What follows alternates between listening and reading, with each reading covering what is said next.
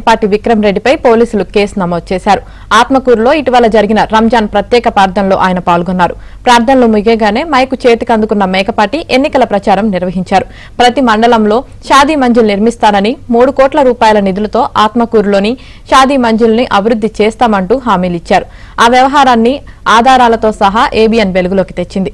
ABN కథనంపై ఎన్నికల అధికారులు పోలీసులు స్పందించారు. ఎన్నికల నియమావళిని పాటించని ఎమ్మెల్యే మేకపాటిపై కేసు నమోదు చేశారు.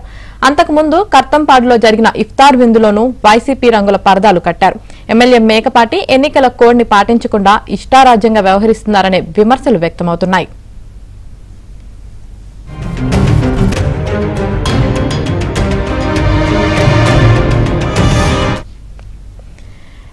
నెల్లూరు జిల్లా ఆత్మకూరులో ఎమ్మెల్యే మేకపాటి విక్రమ్ రెడ్డిపై పోలీసులు కేసు నమోదు చేశారు. దీనికి సంబంధించి మరింత సమాచారం మా నెల్లూరు ప్రతినిధి మహేష్ అందిస్తారు. మహేష్, నెల్లూరు జిల్లాలో ఎన్నికల కోడ్ అమలు కావట్లేదు, వైసీపీ కోడ్ అమలు అవుతుందంటూ తీవ్ర స్థాయిలో ఆరోపణలు వ్యక్తమవుతున్నాయి. ప్రధానంగా చూస్తే నెల్లూరు వ్యాప్తంగా కూడా జాతీయ రహదారి వెంబడి ఎక్కడంటే అక్కడ ఓటింగ్లు పెట్టడం, ప్రభుత్వ కార్యాలయాల్లో నవరత్నాల బోర్డులు ఇవన్నీ కూడా ఏర్పాటు చేయడం, వీటిపైన తీవ్ర విమర్శలు వ్యక్తమవుతున్నాయి. అలాగే చూస్తే ఆత్మకూరులో మరీ ఘోరంగా ఉంది పరిస్థితి. ఎమ్మెల్యే మేకపాటి విక్రమ్ రెడ్డి ఆయనే స్వయంగా ఎన్నికల కోడ్ ని ఉల్లంఘిస్తూ ఎన్నికల నియమావళిని ఎగతాళి చేస్తూ ప్రజాస్వామ్య వ్యవస్థను కూడా ఒక అవమానపరుస్తూ ఆయన వ్యవహరిస్తూ ఉన్నారు. వరుసగా ఇటీవల ఒక కర్తంపాడులో ఇఫ్తార్ విందు జరిగితే అక్కడ పెద్ద ఎత్తున వైసీపీ రంగులు బులుగు, గ్రీను, వైట్ వీటితోటి పరదాలు కట్టి అక్కడంతా కూడా హల్చల్ చేశారు.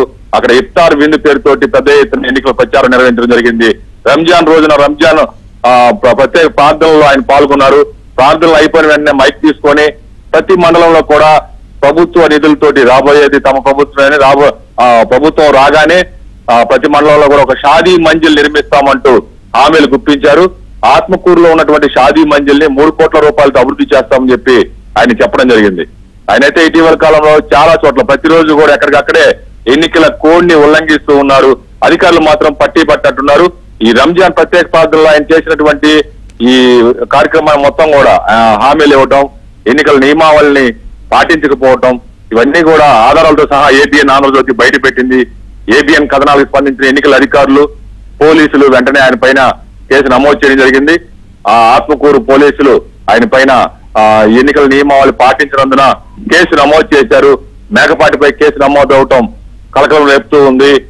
ప్రతిపక్ష పార్టీలన్నీ కూడా తీవ్రంగా అధికారుల తీర్పుని కూడా కొంత ఆరోపిస్తున్నాయి. అధికారులు పెద్దగా ఈ నిబంధనలు అధికార పార్టీ వాళ్ళు పట్టించుకోకపోయినా చర్యలు తీసుకోవడం లేదు అని చెప్పి ప్రతిపక్ష పార్టీలు ఆరోపిస్తూ ఉన్నారు. ప్రధానంగా చూస్తే నెల్లూరు జిల్లాలో జాతీయ రహదారి వెంబడి కూడా ఎక్కడంటే అక్కడ విజయసాయి ఎంపీ అభ్యర్థి ఎవరైతే ఉన్నారో విజయసాయి హోర్డింగ్లు కూడా పెద్ద సంఖ్యలో ఏర్పాటై ఉన్నాయి. వాటిపైన ఫిర్యాదులు చేస్తున్నా కూడా పట్టించుకునే పరిస్థితి లేదు. మరోవైపు మంత్రి దగ్గర ఓఎస్డీ సరళ ఇప్పటికీ అక్కడే ఉన్నారు. అక్కడే ఉంటూ కార్యకర్తలు, నేతలకి ఫోన్లు చేస్తూ రాజకీయ కార్యకలాపాలు వైసీపీ కోసం పనిచేస్తున్నారు. ఇలాంటి వారిపైన కూడా చర్యలు తీసుకోవాలని ప్రతిపక్ష పార్టీలన్నీ కూడా నాయకులు కూడా ఆరోపిస్తూ ఉన్నారు. Yamini, right, thank you.